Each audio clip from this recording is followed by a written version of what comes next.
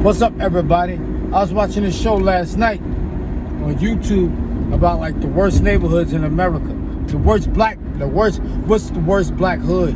See, when you're black, you live in a small world where you think the world is all about black people, and it's not in regards to like they're like, I'm from New York, but they got white people that live in New York.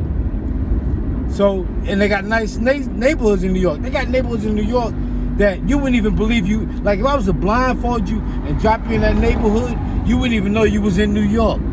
Especially in Brooklyn. They got mansions in Brooklyn. And they're not owned by black people. But I'm just saying, you know, they were talking about like what's the worst they would say what's the worst neighborhood. But I'm gonna say what's the worst black neighborhood. Because you don't see too many bad white neighborhoods. Maybe up in Boston. I heard they got bad white neighborhoods in Boston. But I'm gonna just say, what's the worst black neighborhood in America? And I'm gonna say this. They all fucking bad.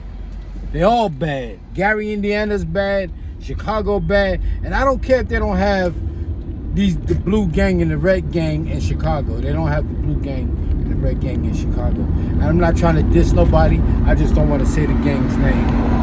Alright? But they don't have that. They don't have that in Chicago. They got a different set. But I say that to say this. All black neighborhoods are bad. From that perspective. Not all black neighborhoods in America are bad. But with that thug gang mentality, they all bad.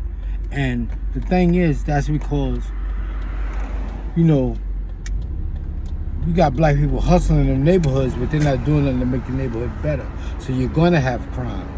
You're gonna have crime because the dollars don't bounce in black neighborhoods. Black people make their money. Black people spend 98% of their money with everybody else. So everybody else is living off of 100% of their income and 98% of black people's income. That's why their neighborhoods look better than black neighborhoods. And the money don't bounce in black neighborhoods. A black neighborhood, like Claude Anderson said, and y'all should check him out, Claude Anderson. He got a book called Black Labor, White Wealth.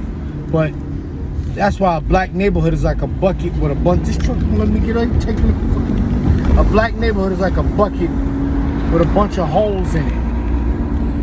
Fucking jerk. See that? A black neighborhood is like a bucket with a bunch of holes in it. The money come in the neighborhood and it goes out the corner store, it goes out the liquor store, it goes out the Chinese restaurant, it goes out the cleaners, it goes out in the shopping malls when you go to the malls. Black dollars don't bounce in black neighborhoods. That's why black neighborhoods are bad. And there's a direct link between crime and poverty. You know, and that's why black neighborhoods are bad. Because there's a direct link between crime and... People keep talking about stop the shooting, stop the killings. It's not going to stop because the people don't... Because it's a lack of resources and a lack of wealth in those neighborhoods. That's why crime thrives in the neighborhoods.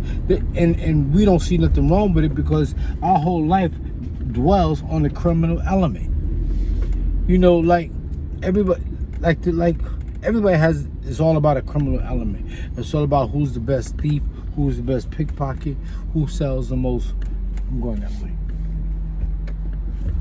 You know that it's a criminal element. The criminal element exists in black neighborhoods, point blank. And it is what it is, and black people don't see that. And you got these fake leaders. These fake leaders talking about what God is going to do. You need more. A good way to tell you in a bad neighborhood is when you see a lot of churches. A good way to tell you in a good neighborhood is when you see a lot of banks. You know they got more banks in Chinatown than they got on Wall Street? Why you don't think crime thrives in Asian neighborhoods? And if it do, they keep it amongst themselves. You don't see that shit in the paper. You don't see that shit amongst them. Crime thrives in Italian neighborhoods, but you don't see it all across the paper. Unless it's like a big mafia hit or something like that. And from what I understand, they got the mafia in Chinatown. But they keep their shit on lock. It's not like that in black neighborhoods. And crime is going to thrive in black neighborhoods. The criminal element is always going to exist until black people realize that the money has to circulate and the dollar has to bounce in black neighborhoods. It is what it is, yo. All right.